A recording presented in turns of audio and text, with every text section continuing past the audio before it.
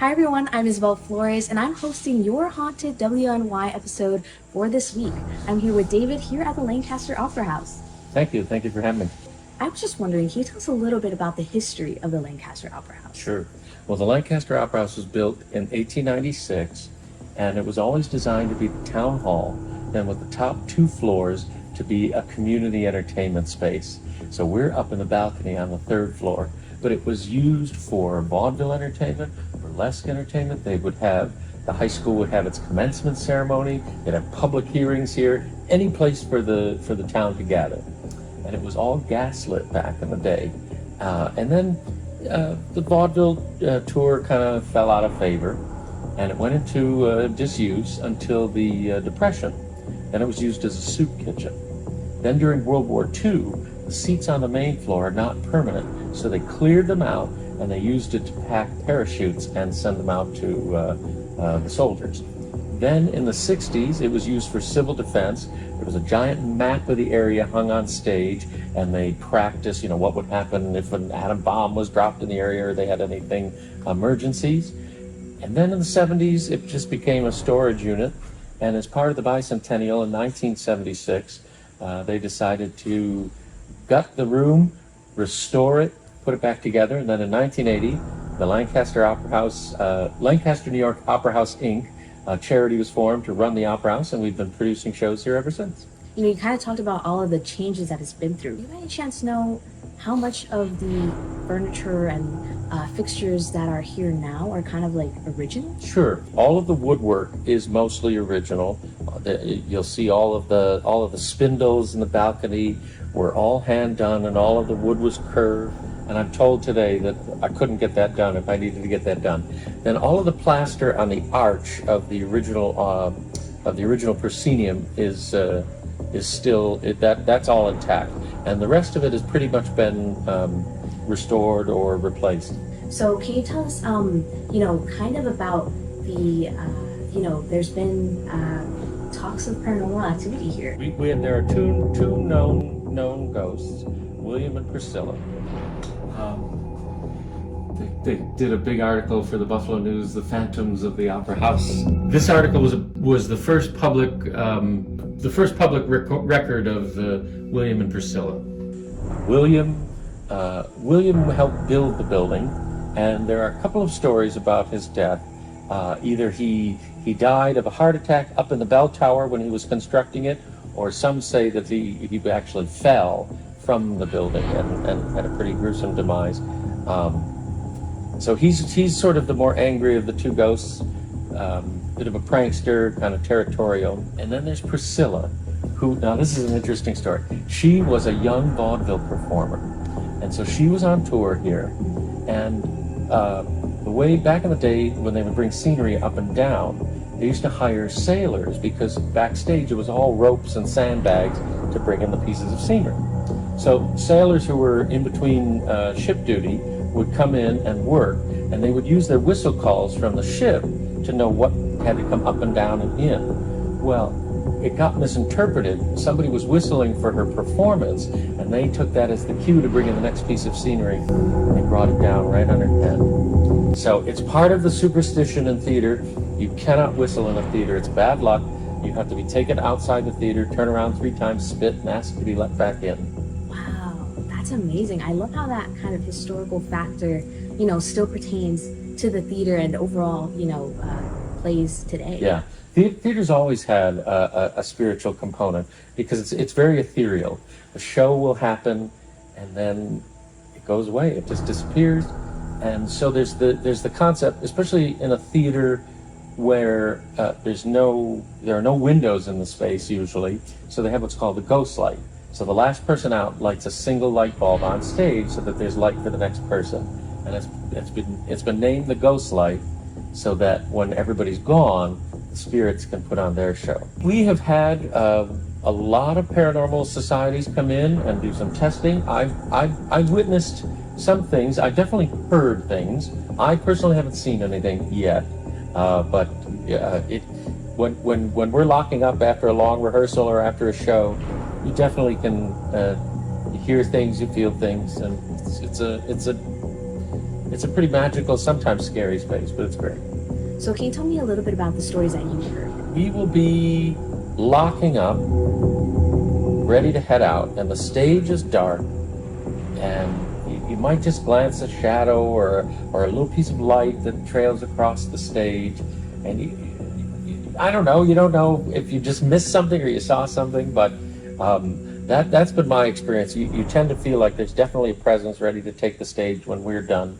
I have also heard, and again, could be birds, it could be bats, but there is a bell tower at the top of the building, and my office is right at the bottom of the stairs of the bell tower, and late at night I've often heard footsteps going up and down or things rattling around. But one of the cool things we're doing in October, at the end of the month, we're having our Halloween in the village. So it'll be a full day. So at noon, we're going to have trick-or-treating in all the different shops.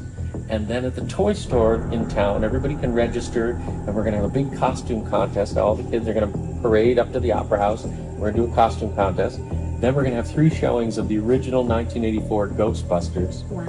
And then at 11:30, Paranormal Oddities is going to be leading a ghost hunt in the theater on October 28th. So we haven't had anybody in since COVID, obviously. So this will be the first time we will have had people overnight in the Opera House for a test. This is a beautiful, beautiful place. And, we were just talking about how, wonderful it is to host events like you all do now. And, we can tell that there's definitely been some work done here right now. Can you tell us a little bit about what's starting on Sure. the 6th of October? October 6th, we start our season with the musical Little Shop of Horrors. So it's the story of Audrey II, the devilish plant that makes a deal with Seymour. I'll make you famous if you feed me blood. And it's a great, great show. And how long have you all been preparing for that? The shows rehearse about 4 weeks, and then we're in the space for 2 weeks. So we're getting all the technical elements added to the show and refining everything and getting it ready. Are you saying that Little Shop of Horrors is also going to be the first show? Little Shop of Horrors is the first show of the season, runs October 6th through the 22nd, and then immediately following we go right into Halloween, and we really are going to see what's here. You're all doing a really good job of bringing spooky season in. Oh yes, yeah, and the village of Lancaster is coming alive, and we've got a lot of great stores and fun stuff. So even on October 7th, they have another event called Lancaster Thrills, where the local dance studio is going to be recreating like a Zombieville and doing thriller and dancing in the streets. So yeah, Lancaster takes Halloween very seriously. Well, there's definitely not going to be anything to run out of doing here, right? Yeah, no, come on down. That's amazing. Well, is there anything else you'd like to add about whether, it's about the space or the community? The Opera House, Lancaster, New York Opera House Inc., which is the 501c3 that runs the Opera House, we are here to serve the community. So if you want to come and test out some spirits for yourself, you just give me a call and we can set up a time and we'll make it happen for you. We're here for you. Have you ever wondered about the efforts to study the supernatural? Well, Associate Professor of Psychology and Department Chair Denise Emmer gives us a bit of an insight as to how Damon College encourages just that. A lot of people wonder, what is parapsychology? They know what psychology is, but what's parapsychology? A little bit of history. Parapsychology actually started as a scientific endeavor. It was started by 2 scientists, one of whom was a psychologist and really fascinated by the public's interest in things like ESP, seances, clairvoyance, telekinesis. And they came at it with a scientific perspective because just because in our ordinary sensory systems we may not easily be able to understand what those things are, they believed there was a way to measure it. And they wanted to use science to do so. The interesting thing about that is the techniques are not different. Science is not what we study, it's how we study it. And I think the fascinating thing is that in modern times, parapsychology is treated by mainstream psychologists like it's not science. But that's not true.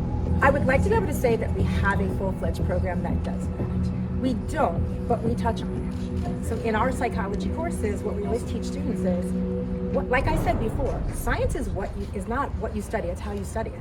If you're interested in these things, you're interested in ESP, you're interested in clairvoyance, you're interested in telekinesis, okay, let's put a scientific lens on it. Damon College was also involved in the creation of the Human Dimensions Institute. an organization that focused on studying many different aspects of parapsychology. And who better than Mason Winfield to break it down for us? You know, when people ask me about the paranormal, I often compare it to American politics. You know how in American politics we got this extreme right wing, it's very small, can't make common sense out of anything the extreme left says, the two sides never meet. But the lucky thing about American politics is there's a big middle ground. That will decide the elections. But with parapsychology and any paranormal subject, the extremes they tend to be the big ones. There's very little middle ground. Well, parapsychology tries to occupy that precious middle ground.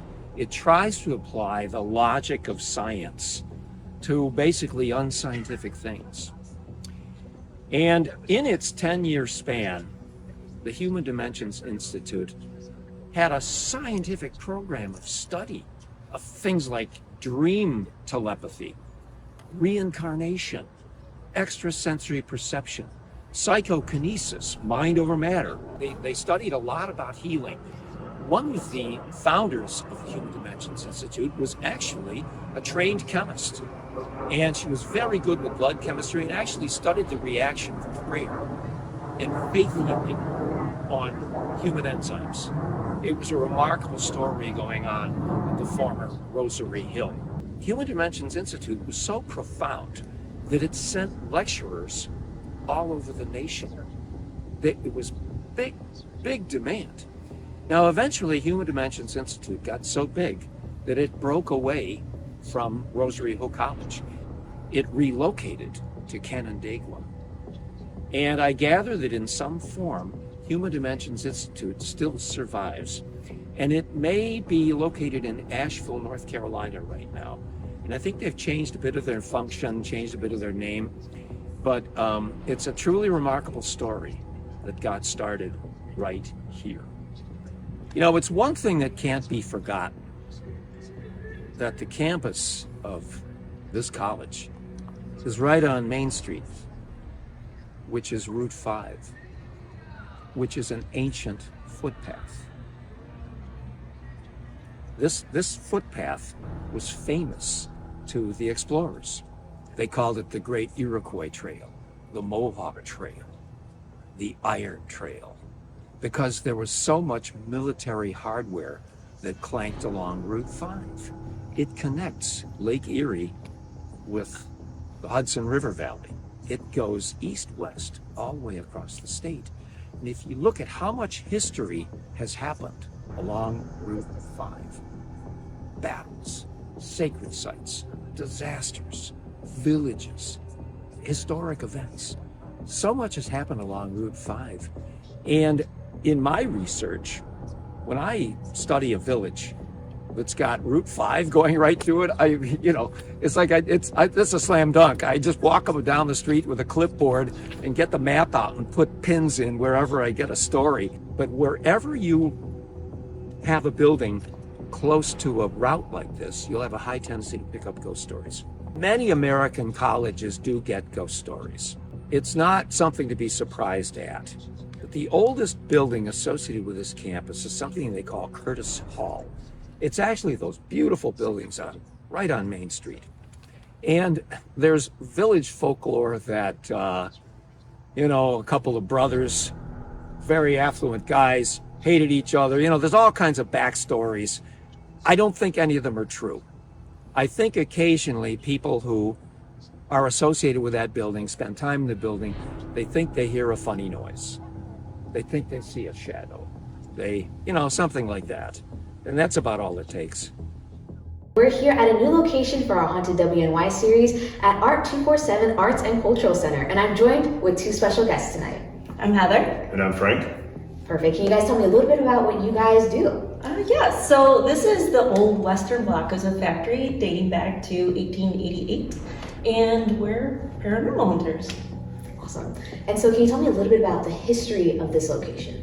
Yes, so like you said, 1888, and it was an old factory. They were world renowned, known for making blocks and tackles, pulleys, and parts were shipped all over the world. And so now it's definitely gone through a few stages. Can you tell me a little bit about that? Yes. Well, they closed in the late 1990s, and another group came in, a brother and sister, and started turning this into art studios and gallery spaces.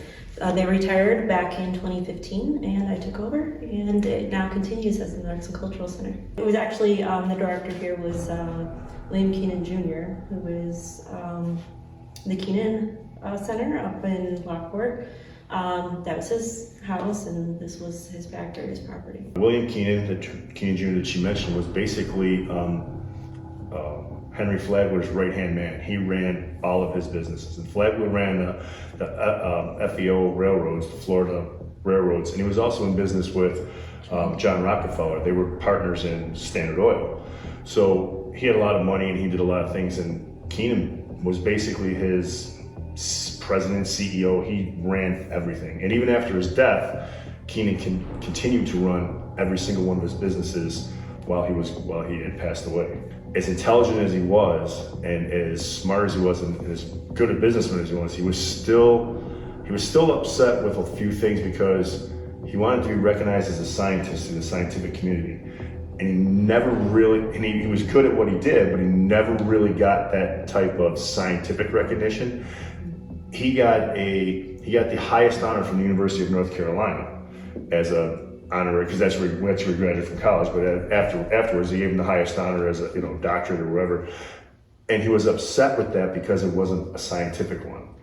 He got the highest honor you can get from the college, and he wasn't real happy because it wasn't the one he wanted. You know, this history being tied to someone like that, that's just incredible. Yeah, it really is amazing. And like she said, it brings us down so many different rabbit holes. I mean, between not only William, but his sister, the family itself, Flagler, all the different ties and connections they had.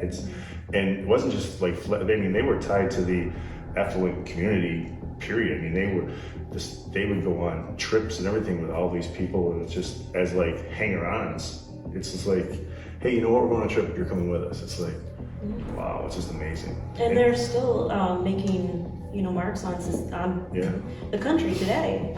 He left an enormous amount of money in a foundation for the arts, and that trust still exists today, supporting a lot of different programs across the country.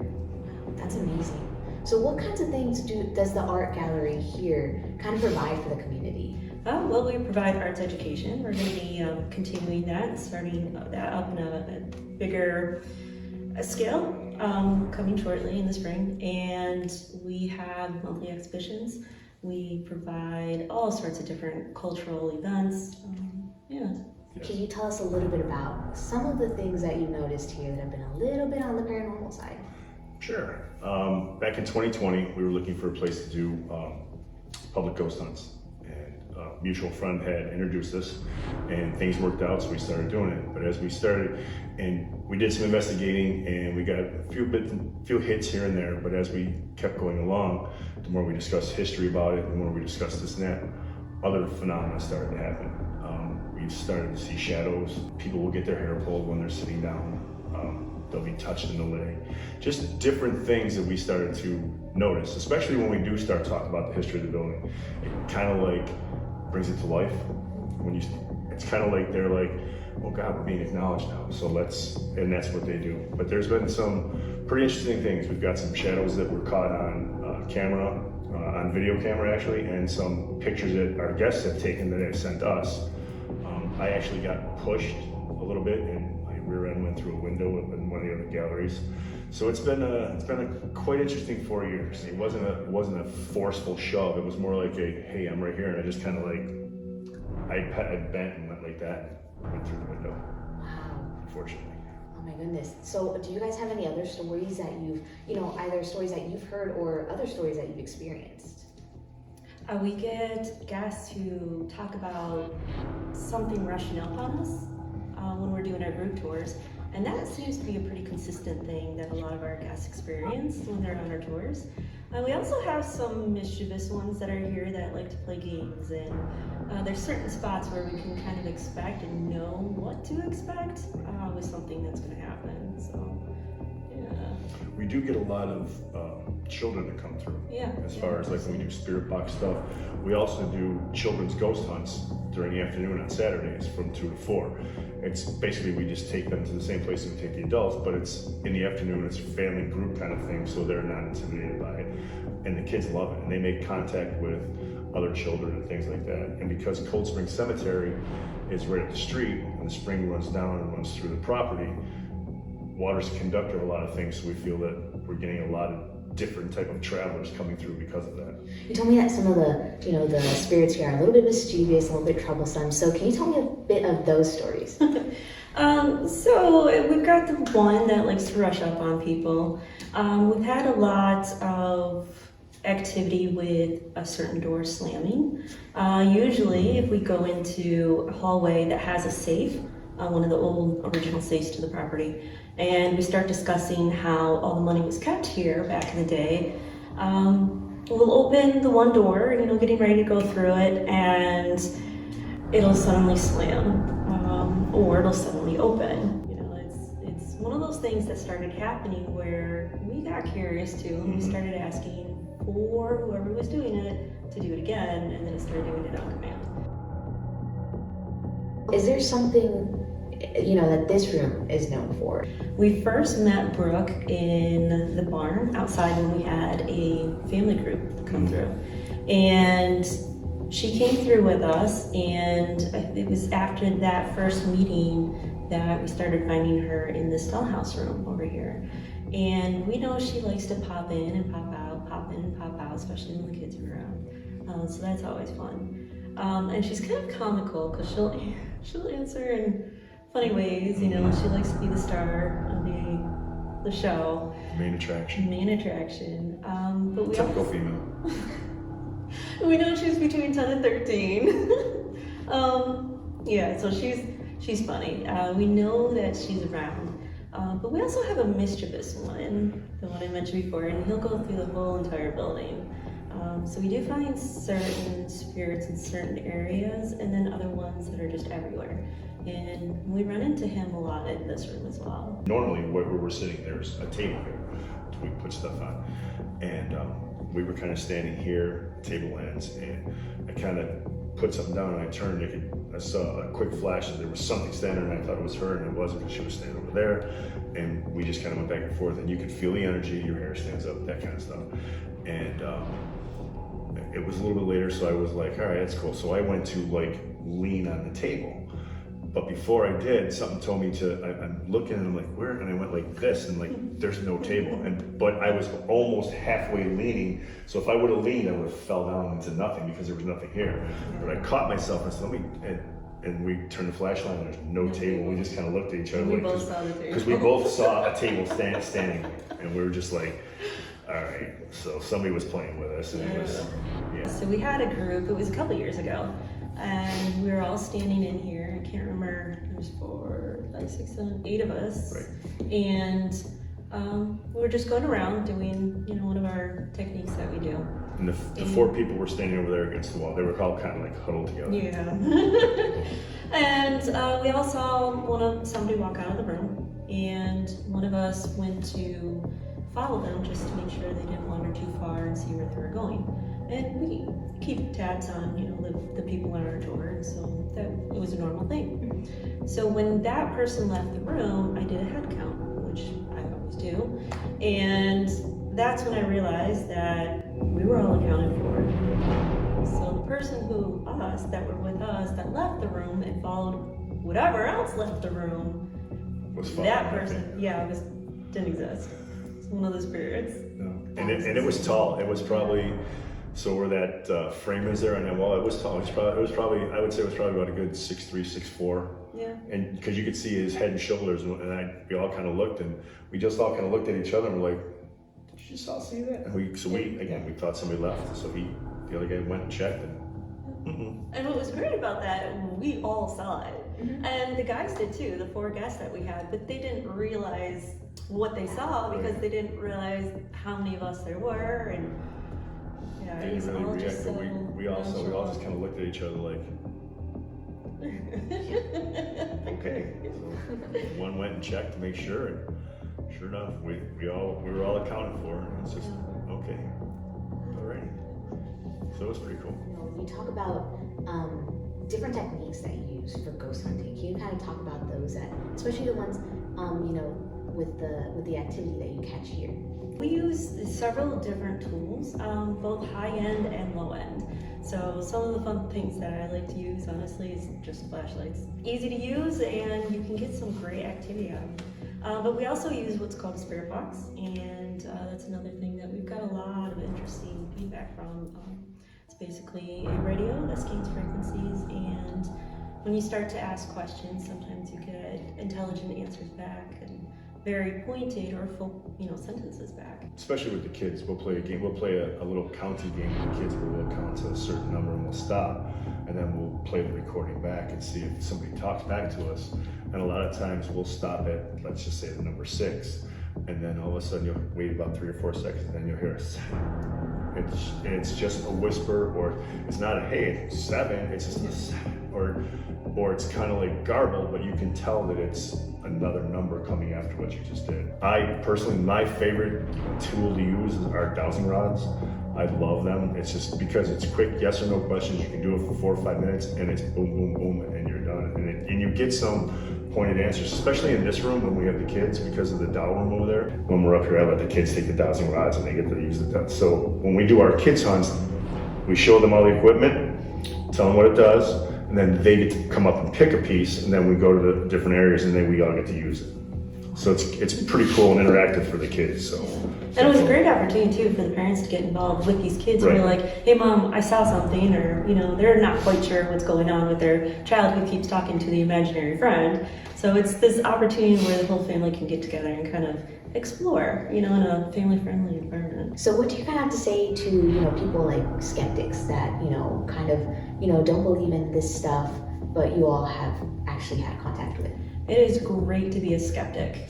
I love skeptics because it brings a testing to what's going on, and usually they're the ones who can really dive in and start to see that there are things that are beyond what we take for granted for on our day-to-day basis. There's more that exists out there, and it's that question, it's that, you know, that intelligent rationalization of, okay, what did I just hear, what did I just see, and then how can I dismiss it?